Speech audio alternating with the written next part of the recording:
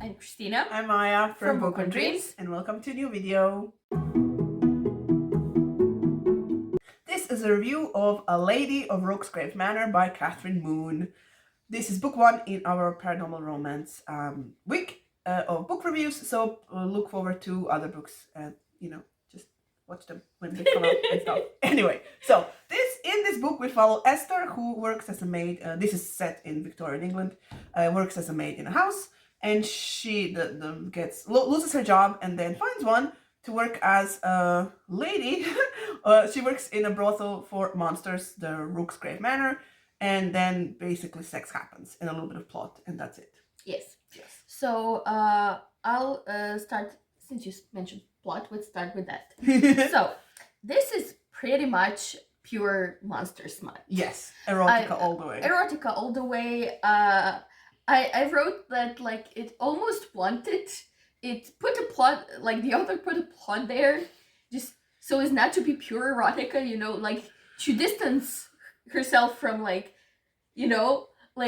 because basically the plot is like 5% of the entire book. Yeah, pretty much. I mean, I think the plot actually has potential.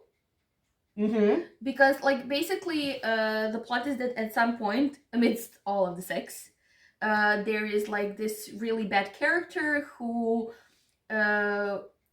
treats sex as punishment and completely opposite to what Rooksgrave Manor and all its sister houses represent in this world of monsters.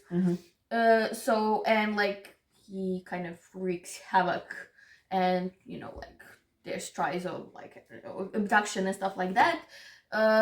So it has, like, there's something to build here. Yes. It just wasn't built. Yes.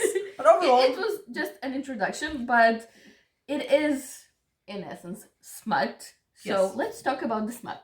All right. So for someone who doesn't read a lot of erotica, this book will be too much. And you said it was too much for you at times. Yes. Because I felt at times, like, but not in a bad way, like dirty, because it was just I read it like almost constantly, like day after day, in bigger chunks, and just felt overwhelmingly too much, like reading 2 hours of, like, just smut.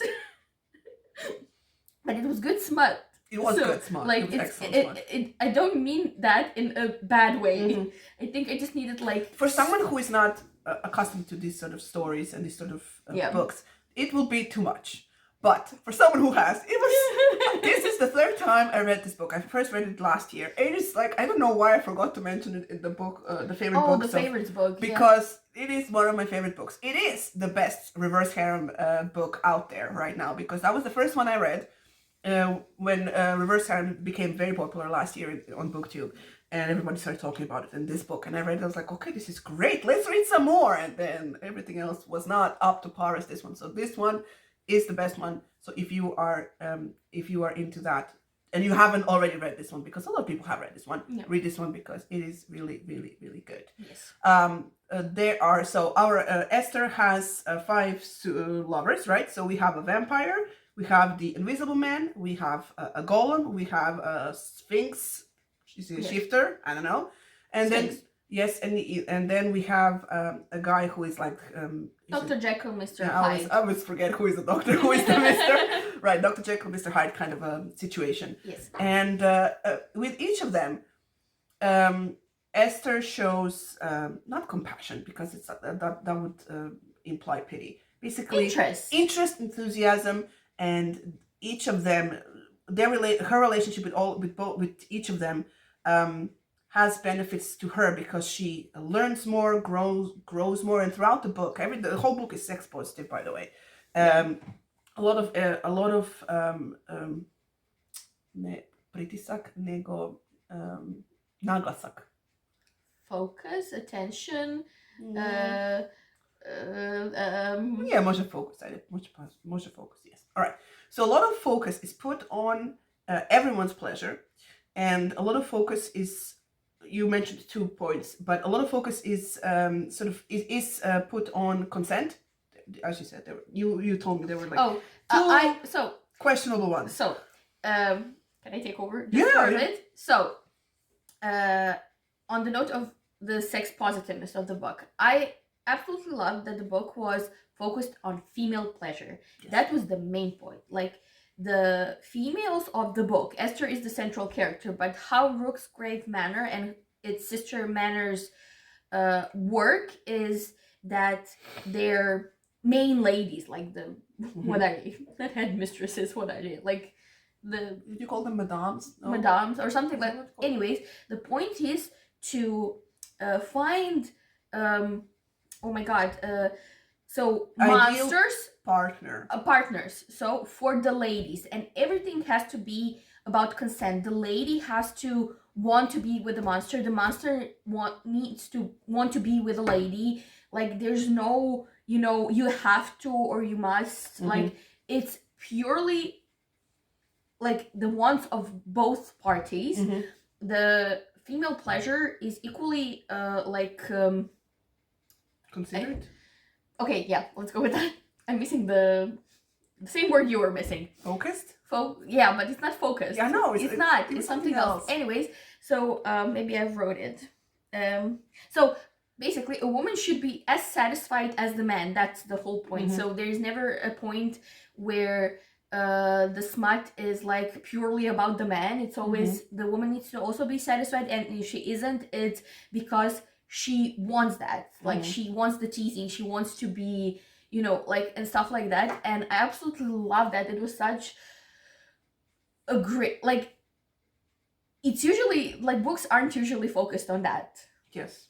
and that was like absolutely awesome. But in the very first like part, the prologue, I had a problem with consent, because you have this scene where Esther willingly participates like in a sexual act. However, it is with Dr. Jekyll and Mr. Hyde. Character, yes, Jonathan. With Jonathan. And he does just form in the middle of it, and it felt just wrong to me. Mm-hmm. At that Because point, Esther doesn't she know that monsters exist at this point. Yes, at this point she doesn't know monsters exist. She doesn't know what she actually consented to. That that was like my problem with this prologue, and it just felt a bit icky. Mm-hmm. The other point was at one point they kind of wake up one of the gentlemen, The vampire one. Yes. Who wakes up when the sun comes down. Yeah, by doing like sexual acts to him. So at first I was like, but you don't know. Mm-hmm. But like at one point, one of her gentlemen does say that he likes doing that. Mm-hmm. So I was okay with that one. Yeah. When I found out that he appreciated the wake up. Yes, but like the prologue one was like in the beginning I was like, is this how this is gonna go? Because I wasn't vibing with that, but later on it just was. Yes, because there was character arcs for everybody, and especially with Esther, who, Yes.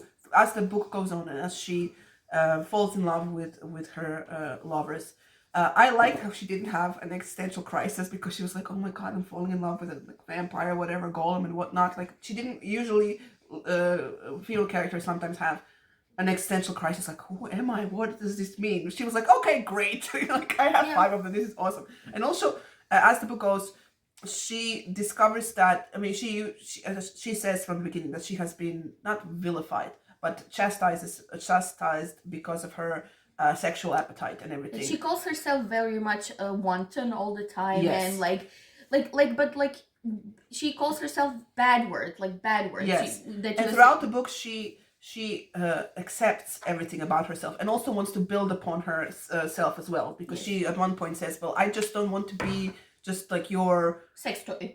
Basically, like, I want to learn stuff, because each of the partners has a skill of some sort, so she wants to learn how to do this or that, and in the end they go traveling and such. But it was a fun read, and I really, really enjoyed it. Still, great. Yeah, definitely do. Anything else you want to add?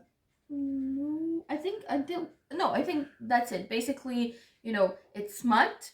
It's the character development, despite of the smut, was very good. Esther, as you said, found something in each of the characters, because the gentleman, as she says, because each of them brought something different to the relationship, and it's all about women accepting that they are allowed and they should not be ashamed of wanting sex, enjoying sex, enjoying some kinks, enjoying some, you know, like what people would say weird things, because it's okay, because no, like they should be able to do that, because it's okay. And I loved that, like that general message of the book, that you just should have fun with it and just not be afraid of it. And that was just like awesome.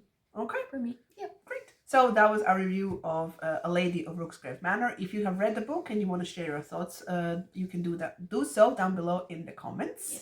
There are also some link in the description box you can check out. Please like, share, subscribe, press the bell button if you want to get notifications whenever we post new videos. And thank you so much for watching. We'll see you in the next one. Bye.